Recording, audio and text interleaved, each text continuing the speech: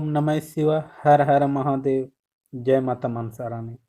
जी हाँ, मेरे YouTube channel के ओम मार्ग के सभी मित्र भाइयों माता बहनों को सने बरा नमस्कार।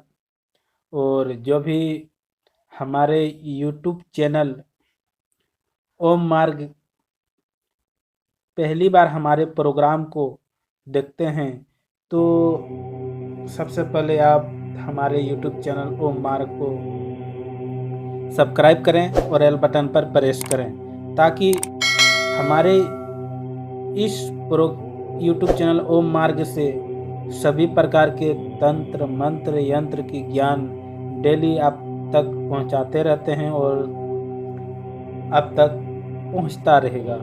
तो आज का प्रोग्राम हम लेकर आए हैं दुर्गा माता की नवरात्रि साधना part third, part 1, part 2, part third. आज दुर्गा माता का लास्ट प्रोग्राम लेकर आज उपस्थित हुए हैं। इस प्रोग्राम में आप सभी को जो दुर्गा माता रानी 9वें दिन में अस्त्र जो देते हैं उस अस्त्र को किस तरह आप प्रयोग में लेंगे और किस तरह उस अस्त्र को आप रखेंगे और उस अस्त्र को आप क्या क्या किस किस काम में आप उपयोग ले सकते हैं। तो जो भी हमारे चैनल को अभी तक सब्सक्राइब नहीं किए हैं तो सब्सक्राइब कर लें और एल बटन पर प्रेस करें ताकि हमारे इसी तरह तंत्र मंत्र यंत्र की ज्ञान डेली आप तक अपडेट पहुंचता रहेगा। तो चलिए आज हम इस दुर्गा माता रानी नवरात्रि की साधना के बारे में विस्तार से बताते हैं। जो भी हमारे माता बहनें एवं भक्तगण दुर्गा माता रानी की साधना करना चाहते हैं तो गुरु जी के वार्ड नंबर पे आप संपर्क कर सकते हैं और गुरु जी से आशीर्वाद आज्ञा अनुसार आप दुर्गा माता रानी की ये साधना आप कर सकते हैं। तो ये अस्त्र मेरे भक्तों जो 9वें दिन में 9वें दिन की जो रात्रि होती है बहुत ही डरावना और एक ऐसा अनुभव आपके शरीर में रोंगटे खड़े करने वाली ये घटना आवाज आपके रूम में आपके कानों में गूंजती है। भले आपके घर में बहुत से सदस्य रहता हो, परिवार में हर किसी को ये आवाज और ये डरावना नहीं सुनाई पड़ेगा।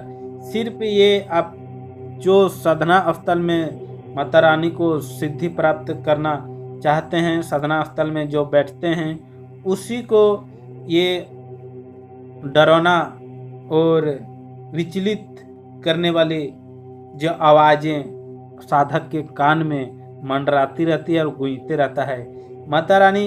लेकिन आप साधकों को इससे आपको घबराना नहीं है। हर किसी का आपको साधना खंडित करने के लिए कोई और शक्तियाँ वहाँ पे नहीं विराजमान होती है।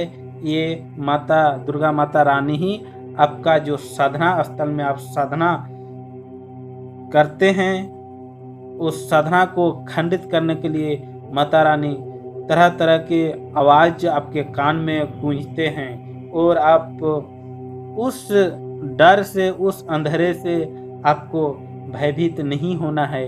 आपको सिर्फ इतना प्रेम और उत्साह से ये साधना करना है मेरे भक्तों कि मानो मेरे सर पे मेरे दिमाग में सिर्फ दुर्गा माता ही चिपक गया है, यानी मेरे ब्रेन में मेरे दिमाग में दुर्गा माता का फोटो लगा हुआ है। इस तरह आपको फील करना है, महसूस करना है। और दूसरी बात, आपको जब आप साधना स्थल में बैठेंगे तो जब आप मंत्र का साधना तपस्या करेंगे, जप करेंगे, उस समय आपको मन नहीं भटकना है। सिर्फ आपका मन सिर्फ माता रानी के ऊपर ही आपका मन रहना चाहिए, ध्यान रहना चाहिए। नहीं तो इसमें भी आप साधना असफल हो सकते हैं। आप मंत्र जप कर रहे हैं अपने घर में और मन है कहीं और, तो इस तरह से भी साधना अखंडित हो सकते हैं। और दूसरी बात, जब आप साधना स्थल में बैठेंगे, साधना स्थल बैठने से पहले आप अपना शरीर शुद्धता पवित्रता हो लें और 1 से लेकर 90 दिन तक रिलेशनशिप में नहीं रहना चाहिए। 90 दिन तक ब्रह्मचर्य का पालन करते हुए ये साधना दुर्गा माता रानी की करनी होती है। और ये बहुत ही लाभदायक और बहुत ही महत्वपूर्ण और गुप्त ये दुर्गा माता रानी की साधना है। जो भक्तगण को लगे कि हमको ये साधना करनी है, जीवन में कुछ आगे हमको कुछ माता पिता का नाम रोशन करना है, तो आप ये साधना कर सकते हैं। और अब अस्त्र आपको किस तरह महसूस होगा? जब आपको विचलित घटना घटने लगते हैं, विचलित आवाज़ें आने लगते हैं, तो आपको समझ लेना चाहिए कि अब मेरी साधना सफल होने में कुछ ही समय रह गया है। तो आप मंत्र जाप स्टार्ट कर रखेंगे। जब तक से आपको आवाज़ आपके कान में नहीं आएंगे आपके सामने, बेटा आप क्या चाहते हो, माता रानी आपको बेटा कहकर ही आपको पुकारेंगे। जब तक से आपको नहीं आवाज़ आते हैं आपके कानों में, तब तक से आपको ये मंत्र जाप बंद नहीं करना है मेरे भक्तों।